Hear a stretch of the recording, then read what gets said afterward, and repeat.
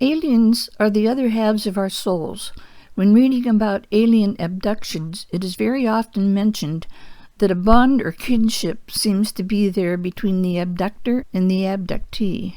This is very true. Spaceships are a reflection of the great mind of humans. True spirituality cannot be prevalent on Earth until aliens are understood. Their purpose on the Earth plane is, as it always was, to help us understand our far-reaching universe.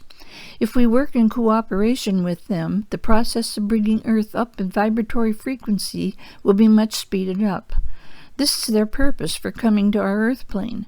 This is why they are here, to help raise the vibration of mankind into harmony with the higher planes. The secret of manifestation of UFOs is inside the mind of all humans. This is why it is so confusing and so hard to understand. Every human being on the earth has these other beings as part of themselves. It is hard to explain using proper terminology, so I would like to use an analogy. I'm going to compare the whole business to a rose bush. The roots of the rose bush are underground, not in manifestation on top of the ground where they could be seen. This is the part of the bush that sends all energy to the rest of the bush. Without these roots, none of the rest of the rose bush would be manifesting on top of the ground where its beauty can be seen. The roots of each rose bush could be thought of as a seed core of potential humans. This seed core is not manifested in physical reality, but feeds the part of itself that is manifested in physical reality. At all times, manifesting in physical reality on this bush are roses that are dead or past their prime, along with roses that are in perfect full bloom, and buds who have not had their turn to come into full bloom yet. At the same time, there are also those in the pre-bud stage. This is an exact analogy of a seed core of energy of the Creator God. These seed cores were all born at the same time when the lightning exploded as it came to planet 4 Earth, and the Creator exploded his energy into billions of sparks. These whole sparks were positive and negative energy combined, and when they landed on Earth, they split in half. Each half regenerated the energy it was missing to be able to procreate.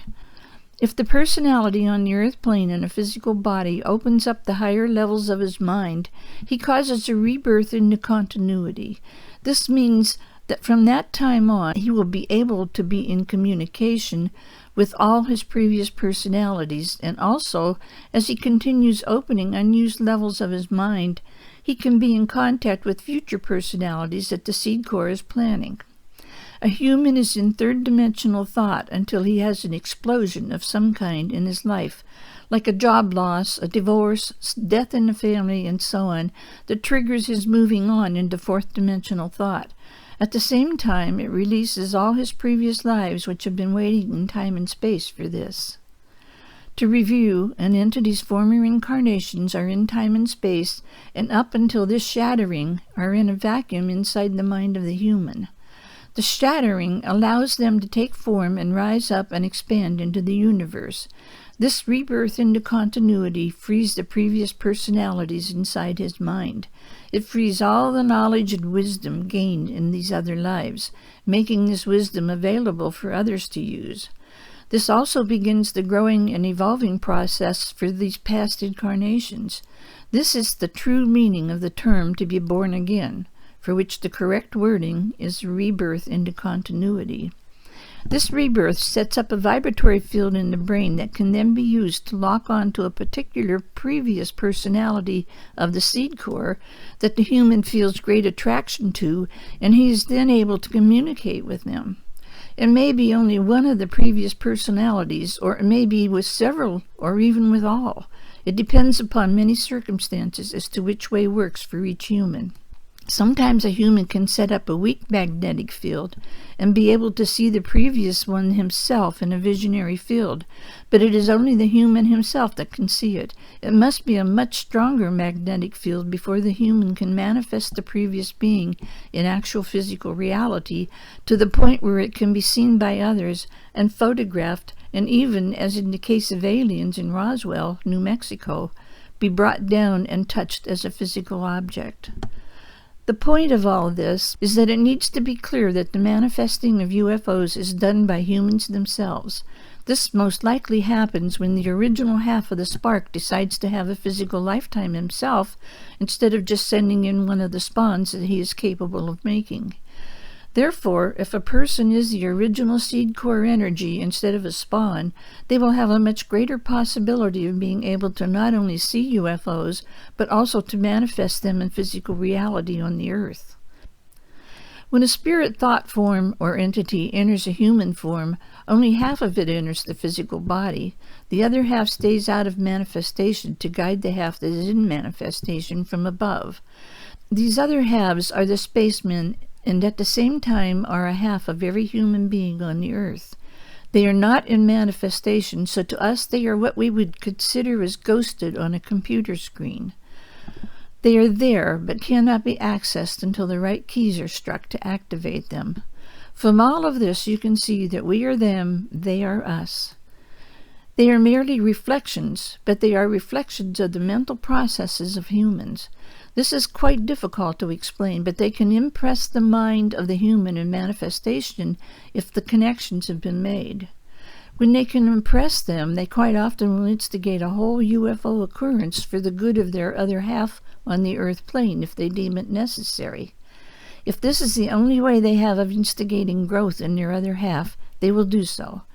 After all, this is what they sent that half down into the animal body for, was to instigate spiritual growth in themselves. Communication with them is similar to earth plane communication. When living their lives, all of these beings get telephone calls from the beings on earth, the humans who are the present time physical manifestation of themselves. In other words, the beings from the higher realms are previous roles the actor has played or previous lives our souls have experienced. When they receive their phone calls, they are in communication for several minutes, or what seems like minutes to them. In reality, it would be much longer to the human on Earth receiving the information being given. The further up into the higher planes you go, the faster the information is given. In other words, the higher they are, the less time out of their lives is taken. At times, these higher beings will leave information on a recording machine, similar to us leaving a message on an answering machine, and the human simply connects and picks up the information without direct contact with the higher being. There are times when the higher being will actually briefly take up resonance in the brain cells of the human. These are very advanced beings to be small enough to do this. This is when the higher wisdom of the ages is being given. At other times they are traveling in their mode of moving around, which is a ship they build around themselves with their thoughts and can be reached by cell phone. Also, at times, they send a fax to the individual on the earth, and it stays in the fax machine division of the mind until the human retrieves it. It can all be compared to circumstances on the earth. They build their own ships in their minds, just as humans build their own houses in their minds at all times. In other words, we manifest what we envision mentally in our lives. So also do higher beings manifest what they envision. If they want to think of their home as a nest, they will build a nest and hibernate until they want to travel. Perhaps they will envision a very fast aircraft, and then this will manifest. While on a trip, they may decide to change the form of their ship. They can do this by meditating for a few seconds, and the craft they are traveling in will change instantly from an oblong shape to a round shape. They would most likely do this to travel more easily in lower vibratory rates. In other words, they may start out with an oblong shape gliding smoothly through space until it comes into rough vibratory rates or turbulence. At that point, they would realize that a round ship would sail more smoothly in these seas. It would effect an instant change. When masses of people leave the Earth at the same time, it triggers a heavier reflection pattern, which allows more sightings to take place. These sightings are caused by the emotion attached to the people leaving the planet en masse, such as what happens during a war. These people are very close to the planet and do not need to come through the turbulence because these are sightings from the astral plane. It is a very strange thing that happens when so much energy is transmuting all at the same time. It triggers an opening because these people have the opportunity to reapproach the planet after having left in order to say their goodbyes and visit areas for the last time. It is a privilege allowed them and cannot be taken from them. When many leave at once, then there is a period of heavy activity which translates to more UFO sightings. These people can, for the most part, build their own spaceship around themselves for their farewell visit, and they will be seen by many because of the mixed energy that would be used, both ethereal and physical energy. Therefore, there will be an increase in sightings, a flap, if you will. If research is done on time periods of flaps, they can be tied to the mass death on the Earth plane due to some disaster. Some research should be done on this. There are two kinds of aliens that are in contact with Earth. There are inner spacemen and outer spacemen. The inner spacemen are previous incarnations, inner beings, of everyone incarnated on the Earth plane at the present time. The outer spacemen are the inner beings of inhabitants from other planet systems than Earth. The inner spacemen are the ones that can help us the most. They are, after all, previous incarnations of everyone incarnated on the Earth plane at the present time. This is not to say that they are any smarter or wiser than us walking on the Earth, but being in spirit form, they do have a broader view of events that are taking place in the world. Also, they can be in touch with other inner spacemen that have superior knowledge in a certain field than they have. They can confer and exchange ideas and help come up with solutions to the many problems on the Earth plane. The way it works with inner spacemen is as follows. We on the Earth plane are experimenting and sending them the results of our experiments. They then take all this material and condense it and come up with overview thoughts. These thoughts are then sent back to us for experimentation, and this then returns to them. It is a cyclic ebb and flow of information that will progress the human race.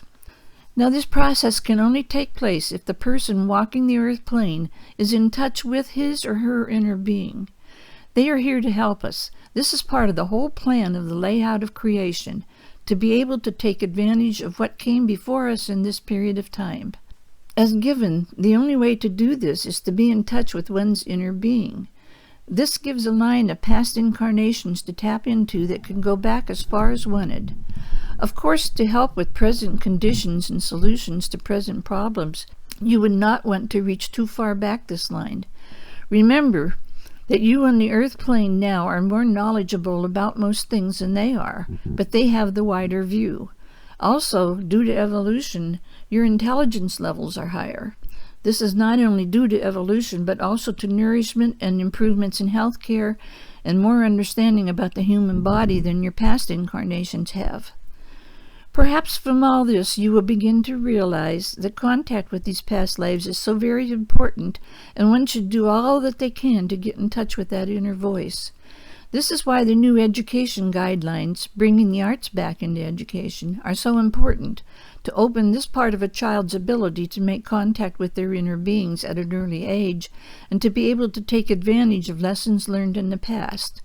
Otherwise, it is like starting each life with a clean slate, and no past to have as a basis for this life. We were not meant to lose contact with our previous lives, but due to not knowing that we can get in touch has prevented us from taking advantage of this miracle of evolution. The old soul is in the body of the new baby until they are about 4 years old. Then, as a matter of continuing growth, this old soul must retire so the new personality can come into its own.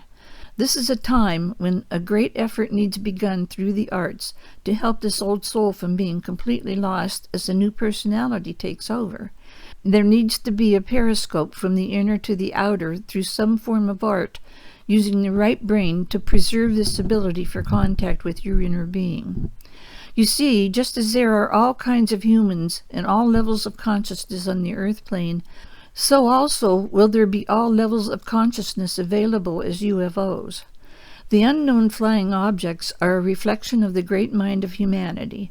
You must remember that we are all one mind, and we will be all one reflection in the astral planes. The UFO contactee is one of the person's own former incarnations or personalities. The seed core is responsible for determining which personality is sent on this mission. It normally chooses one that is sympathetic with what the person living on the Earth plane is all about. The contactee, or alien, will be similar in interests and goals and perhaps use the same strengths in his own previous incarnation, so is very close in makeup to the one on Earth. This helps with the contact because of the like attracts like principle, which acts as a magnet. The other kind of spacemen, the outer spacemen, are those inner beings of inhabitants from other planetary systems other than Earth. Some of them are very much advanced from us, and some of them are not so advanced. It is best to not be in contact with most of these. Some of the more intelligent can help with our problems if we can form a unit of understanding with their way of life, which is very different from ours. There is not much common ground to interact with them due to their different forms of energy and ways of moving around and groups of family life and knowing what each other is thinking, an openness that we here on Earth cannot ever know to the extent that they do. The outer spacemen below us, evolutionary-wise, should not be feared, but neither should you try to approach them.